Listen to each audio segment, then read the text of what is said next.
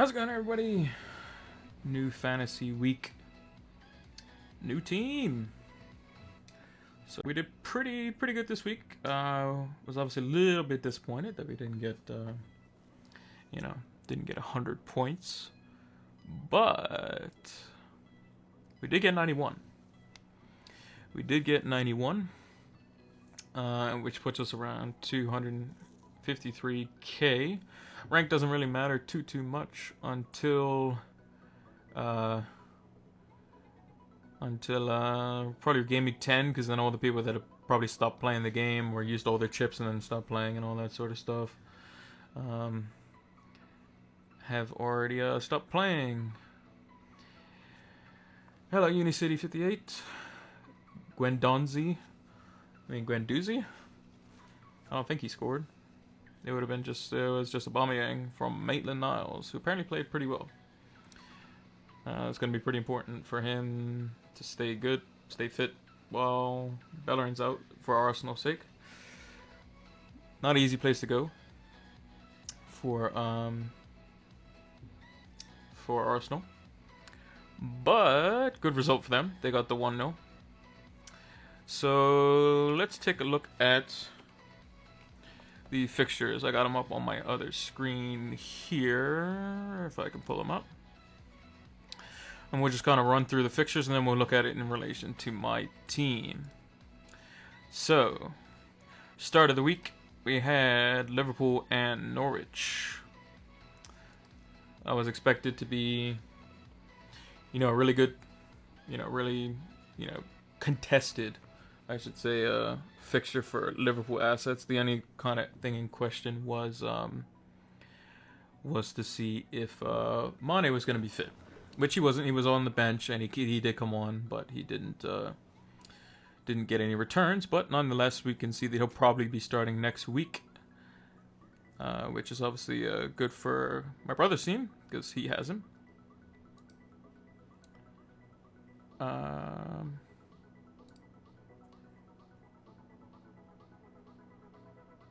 Not sure if that blocks out the screen when I do that, but I'm just going to make this smaller so I can see it without having to move it. We'll put it over here. Alright. So yeah, Liverpool 4, Norwich 1. Liverpool at home. Goal for Van Dijk. Obviously super excited for that because it was a Salah assist who I had captained as well. So Van Dijk with the goal, Origi with the goal, Salah with a goal. I believe Origi scored 2. I don't know why it says he only scored 1 here. No sound. Should be sound.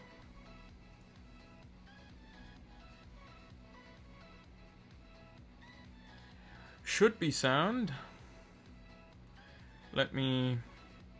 I see the mic levels going up and down. They're not muted. I'm not muted, I don't think.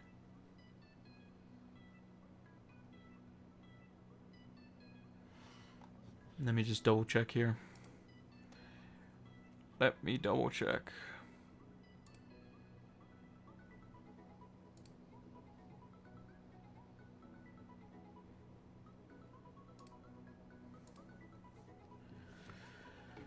Let me double check. I'm just going to take off my headset so I see if I can hear it. Let me double check.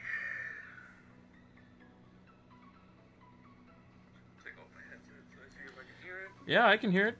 Sounds definitely there. I can hear it on my phone.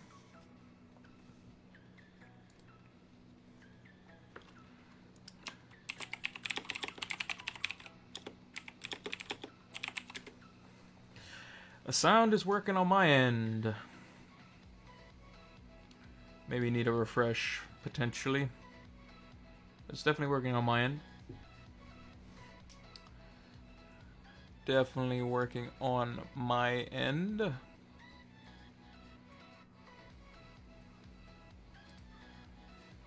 Anyway, we were going into looking at Liverpool. So Liverpool won 4-1. Assist from Firmino, Origi, TAA, and Salah. So Salah ended up with 24 points if you had him captained, which is obviously a very good score. But as we will find out, it wasn't as good as a certain Man City. Raheem Sterling had 1 goal disallowed by VAR, rightfully so, but ended up scoring 3. So he was definitely the better person to captain, although we did have him in the team, so he was obviously good to have. So Raheem Sterling with 3, getting max bonus. Aguero, Jesus getting the other 2 of the 5 goals, with Mahrez picking up 3 of the assists. De Bruyne with 1 and Walker with 1 as well. Obviously Mahrez with Leroy Sané out is an interesting prospect, but no Bernardo Silva is still up in the air for him as well, but definitely interesting there. Obviously, when you score a hat trick like Sterling did, he's going to pick up max bonus. So yeah, that's potentially 8 points missed out there. Well, it would have been 16. Because Salah would have gone down 12 and Sterling would have gone up 20. No, it would have been 8 points. That would have been on 99. I would have been on 99. I would have been on 99. Then moving on to the Saturday fixtures. I thought Bournemouth should have done a lot better here. They should have done a lot better. I think they had a lot of chances which they wasted early on in that game. That was the one I was paying attention mostly because I have 2 Bournemouth attacking assets. But they didn't end up getting anything. Wilson got an assist. You know, could he have gotten more? Potentially. But Sheffield United, you know, they held their own. So they may be, you know, a little bit more of a nuisance to play against, especially away from home. But we'll see, because Bournemouth seems to they should play really well against the bad teams, and they just don't. And then they go up against, a slightly tougher opposition, and they'll beat them 3-0. You know, it's a bit weird with Bournemouth, but I'm still going to stick with them, I think. Burnley 3-0, I did not expect that. I thought it was going to be probably more of a cagey affair. Barnes with 2. Goodmanson with 1. And they kept the clean sheet too, which was also very good for anyone who had Pope, like myself, who also got 3 saves. Yeah, Barnes look pretty good. Mind you, can Burnley keep up this form? Obviously, they're not in Europe this year, so they have nothing to worry about in terms of the extra games. But usually Burnley 1, maybe 2 goals max is what they're looking at. So yeah, obviously good result for them, good start for them. Turf Moor is obviously not a fun place to go because you can always expect Burnley to be old-fashioned the way Sean Dyche sets them up. Next, we had Crystal Palace and Everton. So that was 0-0. Schneiderlin getting sent off in the second half kind of made Everton kind of have to lock up shop. Crystal Palace's refusal to start Wilfred Zaha due to the transfer rumors may have cost them potentially 3 points here. Because Zaha definitely came on and made a little bit of an impact. But overall, kind of a meh game. Everton and Crystal Palace owners obviously get clean sheets for both. Yerry Mina, Keane, and Pickford picking up 3, 2, and 1 bonus points respectively. Moving on to the last of the mid-morning games, or the mid-afternoon games for England time. 3-0 Brighton over Watford at Watford. Did not see that at all coming, because everyone thought Brighton was going to be pretty mediocre. Proper Duncan Gross getting the assists, and Don Mapai, and another one that's not being showed in the 3 goals. Dunk picking up max bonus, with Ryan owners getting 2 bonus for their selection. So Brighton off to a good start. New manager, obviously, so they're going to play a different style of play. No more of this 2 banks of 4 and just kind of hope Glenn Murray saves you, or Pascal Gross getting a penalty or a free kick of some kind. And Watford switching away from what I saw on paper with their formation from Deulofeu and Dini up front, which may have been something that they're testing out. But Gracia came out and said that Brighton were the better team. They deserve to win. So fair play to him. Next, we have the Saturday afternoon game. We had Spurs and Aston Villa. Spurs 3, Aston Villa 1, with Aston Villa going up early on, 10 minutes into a goal by McGinn. A very good strike by Ndombele later on in the second half, and then Kane doing what Kane does when you least expect it, scoring a brace. So he's obviously someone who's at a lower price point this year, at 11 million. And could be in contention. So Spurs look a little bit cagey, but it showed that Aston Villa still has to get up to speed with the Premier League. The Sunday afternoon games or morning games, depending on where you are. We had Leicester and Wolves, a 0-0, with Wolves having a goal disallowed due to VAR. So basically, it was a corner, set piece, swung in. Dendoncker went to go head it. It headed into Bali's arm, which then was knocked down by that arm, which ultimately deflected the ball in such a way where Dendoncker could just tap it in the net, basically. VAR ruled this out, and the rule now is that any ball that is hit off somebody's hand, whether it be accidental or meaningful, that results directly to a goal, will be discounted immediately. So unfortunate that it did come off Bali's arm. And that ended in a 0-0 with Pereira and Bali getting max bonus and Evans getting 1 point for bonus.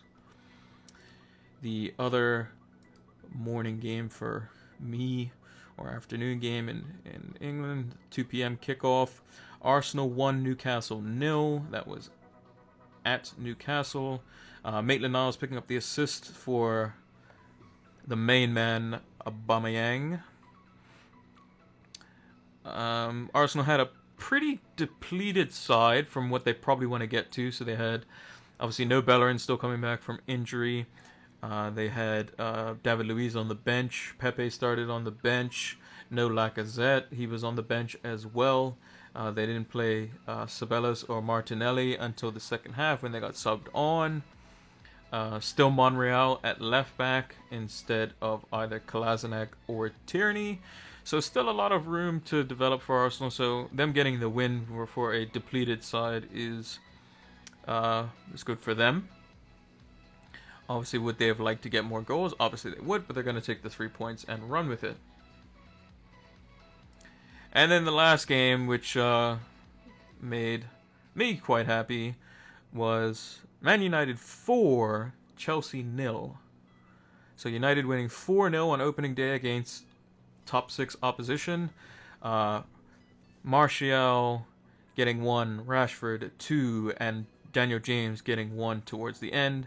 Pogba getting 2 assists, Pereira getting an assist, and Rashford's first goal being a penalty, which he assisted himself, so no credit goes there. For that game, we saw obviously a lot of pressing from Martial. We saw a lot of pressing from Rashford. We saw a lot of pressing from McTominay. The whole team, as overall, was obviously, it was a lot more of a nuisance to deal with. But Chelsea played their own. They were able to pass around the ball quite a bit. Their midfield is obviously better than ours as a unit. It just, when it came to chances, they got a bit unlucky. They hit the post, they hit the bar. And some people would have said that United didn't play very well in the first half, which, is up in the air for debate. But, did Chelsea play better in the first half? Yeah. And then United, even in the start of the second half, was, they were still in it. But I think it was the defense that came under more of the pressure, which we were able to alleviate now that we have Maguire and Lindelof just playing off each other and just doing what they do best, which is being able to play out the back comfortably. De Gea had a really good game. 7 saves he racked up to Kepa's 1. 4 past the Kepa. And then the bonus picked up for that was Rashford on max bonus, and Wan-Bissaka and De Gea tied on 2 bonus points each. Obviously, Pogba probably had around a 6 or 7 out of 10, but picking up 2 assists and obviously the ball for, Rashford's goal, his second goal, was obviously, it's world class. It really is. Rashford's take was also very good as well. Pereira obviously played a good ball into Martial, which he didn't have the best, I would say, clinical finish. It did go in the net, but it hit off both his legs and went in the goal. But it went in the goal, and he was in the right place at the right time. And then obviously Daniel James, dream move, comes to United, Stratford end, bang, go on, son, go on, getting that goal for himself. And you saw what it meant to him. He went absolutely ballistic, and the whole team went ballistic. And basically every time we scored, you saw like all the figureheads, like the McTominays, the Maguires, the Lindelofs. They were like, okay, let's keep it wrapped tight. Let's do it. And obviously Maguire showed why he's worth the price tag. We just need to keep up the consistency for that. So that was a shock. So a lot of people probably didn't have Manchester United assets. I know some people were considering Martial over Lucas Moura. Obviously, if you picked him, then obviously you got more points in that regard. But overall, a very high scoring week. Very high scoring week. The average was 65 points. Average was 65 points. There's a total of 5.8 million players, or thereabouts. Average 65 points. We were on 91, so we had 26 points over the average points, which puts us at a rank of 253,473, ranking with a total of 91 points for this week and 91 points overall. So let's look at our team and how we did. So right off the bat, obviously, defense was awesome this week. We had Pope picking up his clean sheet and some bonus. Digne, Zinchenko getting their clean sheets as well, although be it not any bonus, but they still picked up clean sheets nonetheless. Van Dijk obviously getting the goal as well. Didn't pick up any bonus, but he got the goal, which was assisted by Salah, which made it even better. Didn't get the clean sheet in the end. Obviously conceded later on to Norwich, which why Robertson was one of 3 players in my starting lineup that didn't return. But that's fine. We know Robertson will get his assists like he does in his clean sheets. Also, an interesting aspect in terms of Liverpool clean sheets is now Adrian is 4.5 million. He is going to be in for, I want to say, 4 to 6 weeks. Let me just check that. Spacing out on his name. Allison, let's see.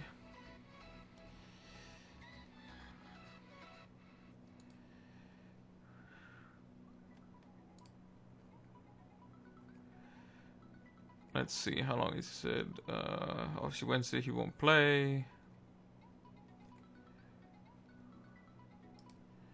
I want to say they said miss up to 6 weeks. Yep, 6 weeks. So that could be quite interesting. 4.5 million goalkeeper, plays for one of the top 6, plays for a team that has a lot of clean sheets. Could be good.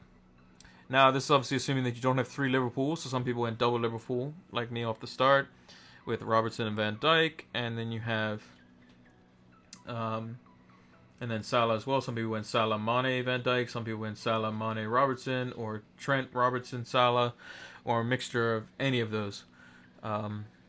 So yeah, could be interesting, but again, maybe something to look at for the wild card. And then you save 2 transfers for when you know Alisson's coming back, and then you swap into a 4-5, and then you change maybe one of you get a more expensive defender like Laporte, and then you swap him back to Van Dijk or something like that. Who knows? That's just some food for thought. Obviously, Everton getting the clean sheet after getting a red card late on is good. Zinchenko starting was obviously good. And And then move on to the midfield. So Iosi Perez had some bright moments, but it's obviously his first game. He was playing out on the right from what I saw mostly. Did get the clean sheet point. Obviously, Leicester ended up keeping the clean sheet anyway. So 3 points. I mean, it's fine. He's 6.5 million. I mean, what more can you ask for? If he gets 3 points, 3 points, and then an assist, and then 3 points, 3 points, and then an assist, he's gonna break even based on his price point. Salah, obviously goal assist. Just what we want from a captain. We just want a goal. We want something to where they can potentially get bonus or a decent return. Sterling being the best captain of the week, getting a hat trick and max bonus. But obviously having him in the team, getting a 20 pointer is very good. Martial picked up his goal, albeit he picked up a yellow card, which is not the end of the world, but obviously very good performance nonetheless. And for 7.5 million for someone who's in a midfield spot that's playing, basically he's the number 9, he's the striker for the majority of the game. It's quite good. So he's a million cheaper than Rashford, although Rashford did get 2 goals. But Martial is he'll get less BPS than the likes of Rashford for scoring, but he'll get more points. But if he gets more involved in the actual, in the box, then we should see a lot from him. And then Wilson got the 1 assist for Bournemouth in the 1-1. King not doing too much. But Bournemouth have decent fixtures for the first 2. And then if we look here, we can see fixtures. So we got Aston Villa, then obviously City's obviously not a great fixture. They're at home, but it's not a great fixture. Then Leicester away is pretty tough, but then they have a good run of 3 again, and then Arsenal away, but Arsenal haven't really fixed their defensive issues centrally. But we'll see if they have everyone healthy by Gameweek 8. And then the fixtures get kind of bad from like 11 onwards. So it may be something to potentially swap Wilson out for Rashford, maybe, if United obviously keeps their vein of form. So we'll have to see on that front. In terms of the bench, we had Button, who didn't play. Obviously just a 4 million. So whatever. Greenwood came on. Got a point. I don't know why the bench is... as you can see, the bench is bugged. It says everyone gets 0, even though they did get points. Dendoncker, like I said, would have had a goal. Ended up with 3. But obviously disallowed by Vieira. And then Lundstrom got the 3 points, as he got bonus in the 1-1.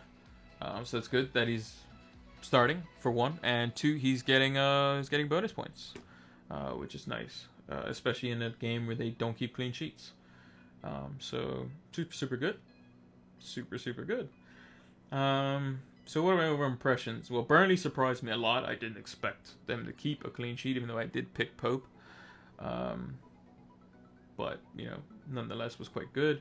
Obviously Liverpool, with Robertson and Van Dijk, those are the 2 that I went with. Obviously Trent getting the assist this week. I mean, next week Robertson could easily get 2, and Trent might not. Gomez might play right back, and Matip comes in. Who knows? They're pretty flexible down the back for Liverpool. Obviously Salah doing what Salah's doing, which is scoring. Sterling Sterling could have had 4 if VR didn't exist, but still really just like these 2 are must-haves. Like if you don't have these 2, you should probably hit the wildcard button, honestly. And then the only disappointment that I would say is that not having either a Kane or an Aubameyang.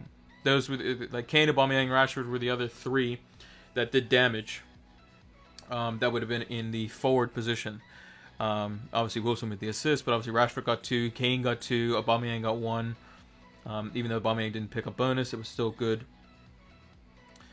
for him that he did get the goal, get Arsenal off on the right foot in regards to that.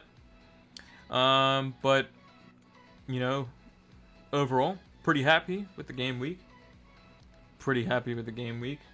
I'm actually just gonna look here and see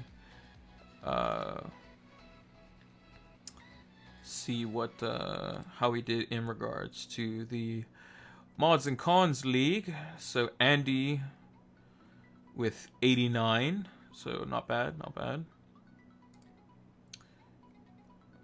Luke ended up with 85 as 86.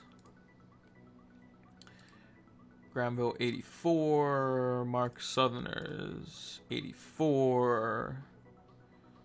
He went with a pretty maverick pick, Mark. He went with Lamella. Didn't pay off, but Joe with 84 as well. David with 83. And I believe that's it. So we beat everyone in the Mods and Cons League, so which is nice. But I think a few of them had Jota, which was obviously not a great pick. He had a lot of chances today, and he botched them up quite badly, actually. He had two pretty much one-on-ones that he messed up quite badly. But, you know, on another day, he scores those two major chances, and he gets max bonus points because he gets 2 goals. Like, it just all depends. It all depends. So moving on to next week, I'm gonna leave my current points up on the screen. Moving on to next week, let's see what we're looking at here. So, captaincy-wise, obviously we're looking at Sterling, Salah. Obviously, those two players are obviously they're the one that did good damage this week. Spurs have City, so Kane could be a potential captain, but probably not great. Arsenal at home to Burnley, so Aubameyang could be in contention if you do have him. But I think a lot of people are going to be going for Salah, as he has Southampton away. Southampton obviously getting beat 3-0 convincingly to Burnley. So probably the captaincy on Salah. Probably going to stick with the same team. Potentially, we might play Lundstrom. However, if Zaha is starting, then it's a more likely chance that Crystal Palace will probably score. Mind you, they are at home, Sheffield United, so we'll put him first on the bench for now, but so it's going to stay the same. My team, I think. And on the bench, I'll just have Lundstrom, Greenwood, and then Den Donker. I feel like Pope could rack up a decent bit of saves, especially against Arsenal. So let's actually look at my team for next week. We'll put it on the screen. Slowly bring that down. So that's what we're looking at there. So that's the current team for next week. So Dini, obviously Watford at home. Watford getting beat convincingly 3-0. Obviously he's not going anywhere. Robertson, Van Dijk, Salah all have a good fixture. They're not going anywhere. Izzy Paris, Chelsea away. I mean, United just beat Chelsea 4-0. Mind you, Chelsea away, Chelsea at home is a different prospect. Leicester looked pretty good. Obviously, Wolves and Leicester being, closely monitored, as they are two teams that have potential to basically break into the top 6 with the uncertainties around United, Chelsea throughout the whole season.